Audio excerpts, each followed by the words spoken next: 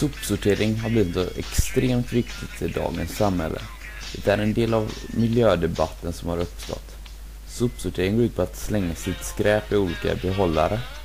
Behållarna kan stå för plast, kartong, glas med mera. När det sorteras kan man återanvända de olika materialen. Glasen och plasten smälts ner och formas på nytt.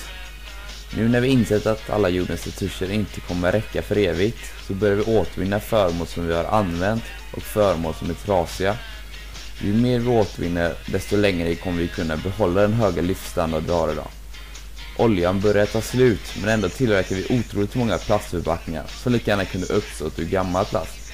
Det är viktigt att alla förstår hur viktig sopsorteringen är, och därför har vi gjort denna film.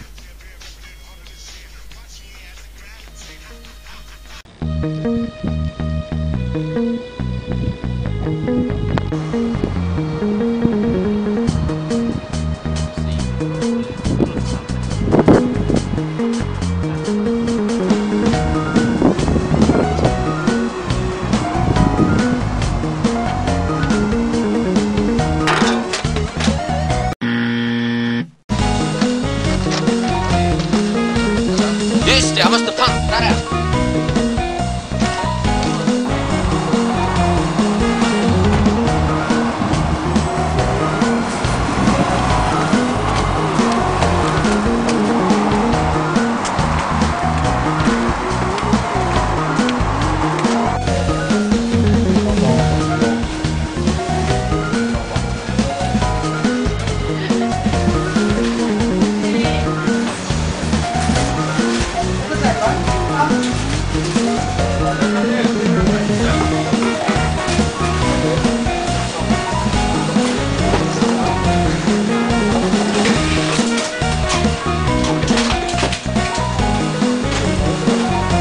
Det är så bra.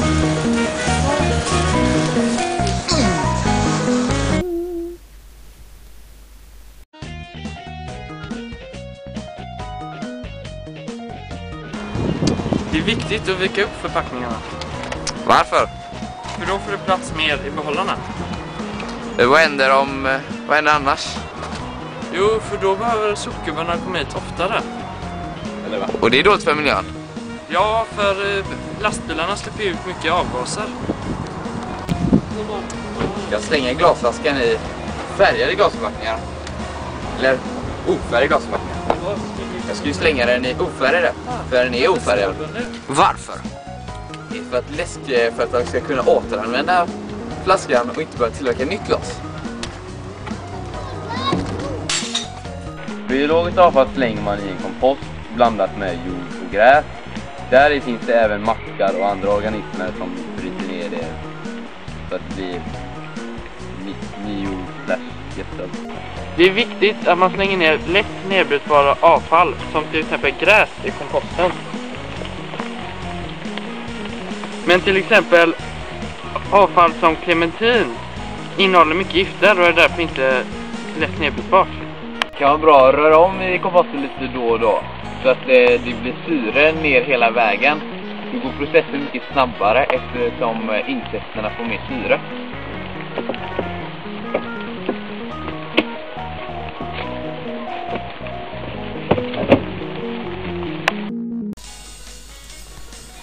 Släng inte grovskräp som inte får plats i behållarna på marken, och istället en återvinningscentral, till exempel Bulik i Torslanda. Vi tar emot skräp som gamla möbler, tv-apparater, kemikalier med mera. Här ser man batterier. Det innehåller väldigt tunga metaller som är extremt farligt för miljön.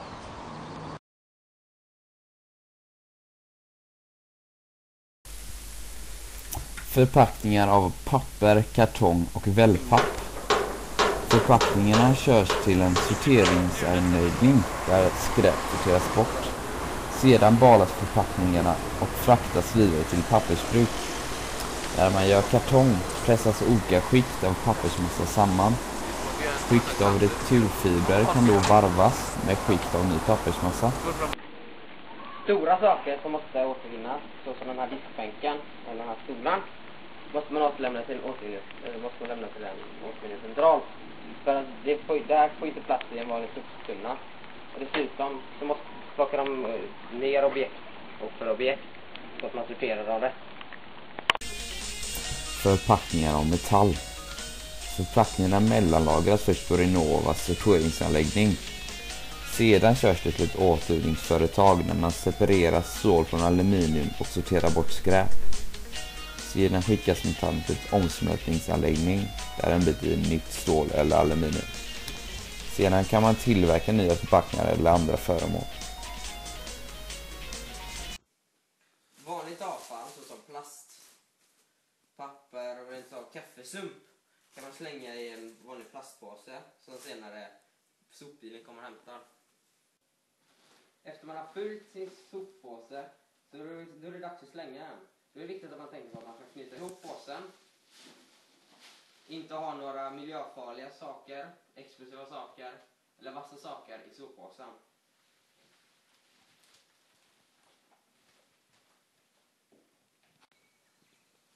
Nu när man har fyllt soppåsen så är det dags att slänga den.